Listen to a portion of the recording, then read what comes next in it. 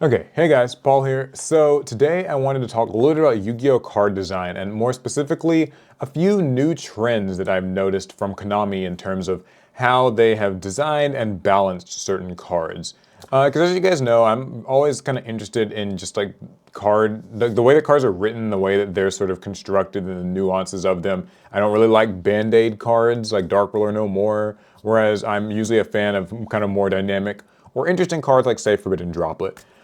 So the first of these three things is I've noticed a lot more cards that like search a spell or trap now set it directly from the deck.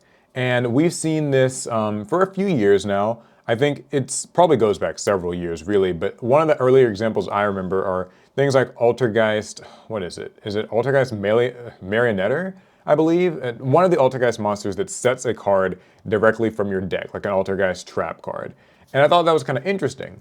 And there are, of course, plenty of other cards. The True Draco theme technically was able to set cards directly, but also, like a new example that came to mind for me was like Amazoness War Chief came out in Darkwing Blast. It like when it's summoned can set an Amazoness Speller Trap just directly from your deck. And there are plenty of other cards and archetypes that do this. And so on the surface, it seems pretty much the same, right? Like, you know, you're still getting a Speller Trap from your deck or whatever to your hand, but instead of going to your hand, it's like getting set to the field. So there's a couple of ups and downsides to this that I do wonder how much Konami's like thinking about them. A lot, I assume, because they're using this sort of mechanic or function more.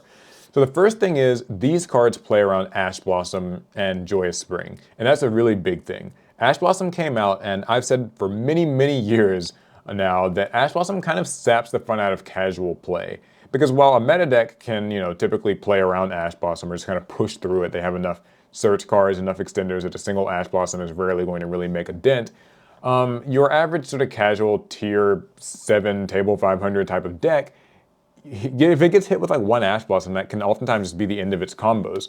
So it's interesting then to see Konami taking this approach of more cards that just directly set something from the deck, because it means that those cards can't be hit by Ash. Remember, Ash only affects things that special summon from deck, send from deck to grave, or add from deck to hand. So any card that just sets it directly from the deck is immune to it. There are more monsters now that do that. There are also some field spell cards, I believe. There's like one that's coming to mind, I can't think of it right now. But yes, there are a lot more cards now that just set a card directly from the deck. Now, a couple of downsides to that. First of all, if you set a quick play spell card directly from deck, you can't actually use it that turn. And obviously this would always apply for like trap cards or whatever, but with quick play spells, this is a relevant thing because a card like say in the Amazoness example, Amazoness Call, it's a quick play spell, which means if it's set, you actually can't use it that turn. You can still flip up, you know, continuous spells or continuous, or like, you know, other normal spells, all the other types of spell cards, but you can't actually use quick play spells. And so that's sort of something that's a little bit neat. An archetype that I've actually been playing a lot recently is the Labyrinth archetype, and all of their monsters like Stovey Torby and Chandraglier and all those, they are able to like set cards directly from deck by discarding themselves and like another card from your hand. And so it's kind of a cool thing because it means that Ash Blossom, they can kind of dodge Ash Blossom in that deck too.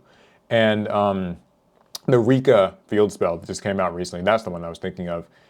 It can directly set like a Rika spell or trap from your deck as long as you control a Rika monster, and so that's another thing that cannot be Ash Blossomed. So yeah, a few more examples there, but yeah, so if you set a quick play spell or trap, then, or a quick play spell, then you can't use it. If you set a trap, obviously you couldn't use it that turn. If you set a normal spell, then you can flip it. So that's cool. Another slight potential weakness is that if you already have your spell and trap card zones filled, then a card like this wouldn't be able to, you know, get its thing because there's no zones. Whereas if it was adding to your hand, you could pretty much always get it to your hand.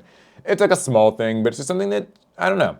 Like I've noticed it, I think it's sort of Konami's answer maybe to like Ash Blossom. I'm not entirely sure. It technically would also get around maybe a thing like Mistake or even Droll and Lockbird. So maybe it's more than just Ash Blossom that they're thinking about here. But I always found that kind of neat. Now, the second thing that I've noticed a lot of is more search cards in Yu-Gi-Oh! Are kind of doing, it's kind of a twofold thing. More search cards in Yu-Gi-Oh! Are kind of like searching a card from your deck to your hand, but then making you put a card from your hand on the bottom of the deck. So one really good example of this is like Tri-Brigade Farajit, who like, you know, she lets you, what is it, when she gets sent to the graveyard, you get to draw one card, but then you also put a card from your hand on the bottom of the deck. I think Tri-Brigade Bearbrim does this too when she searches a Tri-Brigade spell or trap. So that's been used there. An example in a deck that I've been using is Despia. If you use Tri-Brigade Kit in a Despia deck, it can search for like branded cards. I mean, it can be used in really any branded deck, but like, yeah, it searches your deck or grave or banish zone for a branded card. Lots of range of searching there, but you do have to put a card from your hand back on the bottom. And this is kind of interesting because I feel that it's maybe Konami's attempt to better balance search effects, where instead of just being free searches that just net you a simple plus right off the bat, you are instead being sort of forced to put a card at the bottom to pay for it. So it's a 0 instead of a +1. And I think that that sort of bit of net card economy thing and having to like change out, not just getting the best of everything is really cool. Alec has been playing recently the Neos deck, and it uses that one card. It's not Cross Porter, it's like the new one, Cross Keeper, where like it lets you, when you fuse with like a Neos card or whatever with a hero, you draw 2 cards and then you put 1 card in the bottom of the deck. So just more cards I've noticed are like kind of making you put cards in the bottom of your deck. More staple example would probably be Pot of Prosperity. So this is another one where you excavate and you get the stuff, and the cards that you excavate go to the bottom of the deck rather than being shuffled in. So that's kind of the second part of this twofold thing. Is I've noticed Konami has been just doing more of this bottom of deck rather than shuffle into deck or top of deck. Not a huge difference, but I do think it kind of matters because it means that if say Pot of Prosperity was the only searching that you did, then your opponent can not only see the cards that were excavated, which is a bit of knowledge for them, but also it like ensures the opponent that like these cards have gone to the bottom of the deck, so they definitely won't be drawn like next turn unless there's like some shuffling or searching done afterwards.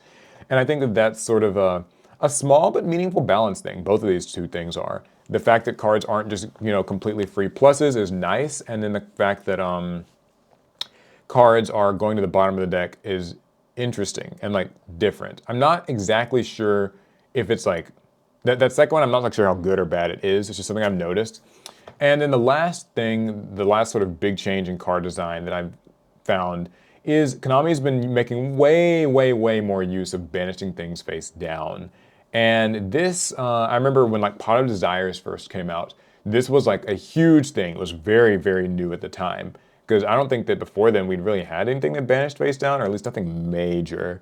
But Pot of Desires banishing Tim was like huge. There was a lot of controversy around like, is this card good or not? What were the rulings surrounding face down banished cards? Because very few things can access the face down banished zone, if it's a zone or whatever, face down banished cards and get them back. Only like Psyframe Omega can, and like a few other cards, Necroface. But yeah, so cards being face down banished basically means they're completely out of commission for the most part, and they can still count towards, I guess, the attack points of a Grin Maju or like a Level Eater. But by and large, these cards are inaccessible, and I think that that is an interesting way to balance cards. So all the pot cards nowadays do that: Pot of Prosperity, Pot of Extravagance. In the case of Desires and Extravagance, it's random. In the case of Prosperity, you get to pick, so that's a little bit different. But I've seen a lot more just regular cards, like let's say Toon Kingdom. That field spell for tunes, it, protects your tunes by banishing a card from your deck face down. And you actually have to like banish 3 to activate it. So I've seen a lot more things like that. There's of course, Evenly Matched, which banishes things face down. I feel like there's like a really obvious example I'm probably missing, but you guys get the picture. It feels like Konami has sort of realized that cards just being banished alone isn't really enough to balance them. So banishing cards face down and putting them in that truly or nearly truly like unreachable state or place on the game board is a kind of a neat balancing mechanic. I guess one card that I really like is Gizmek Orochi. The fact that you like banish 8 from the top of your deck to summon it is like really cool. It means that again, it's cards that you can't access, and this, while I use it in something like Grin Maju, it's been used pretty popularly as an extender in like Orcus in the past and other decks even nowadays, because it is a free summon. But yeah, like that banishing face down thing, it's neat. I don't know. I don't dislike it. So to sort of sum it all up, I think that Konami has been using all 3 of these mechanisms: the whole monster setting directly from deck to get around Ash or Droll or whatever, the whole like cards that search now making you put cards at the bottom of the deck, and then of course cards just being banished face down as sort of slight balance mechanisms. Is it doing a great job in balancing the game as a whole? I don't know. I mean, like, we still have a number of other power creep issues that probably need to be dealt with in the bigger scheme of things, but These are nice, neat little changes. And one other little quick thing I'll throw in is that they've been using them more in speed duels for like a lot of the skill cards that will get you cards to hand. They also require you to like put a card from your hand on the bottom of the deck, or maybe just shuffle it back in. So I know not that many people play speed duels, just so your little mini speed duel update that could technically be relevant or matter. So yeah, what do you guys think? Do you feel like these little changes, like have you noticed these happening in more of your favorite new archetypes, just the way that they work? Is it more of that type of search effect or that type of banish face down cost or whatever, setting things directly? Do you think that this is like an effective thing for Konami? Do you have any opinion on it at all? Do you think it doesn't really matter or you hate it? Who knows? Let me know down in the comments. I'd love to hear from you. It's always fun to think about these sort of card design specifics and stuff like that. So yeah, it's going to be it. Make sure you subscribe to APS Plus. I'll see you guys in the next one. Pass turn.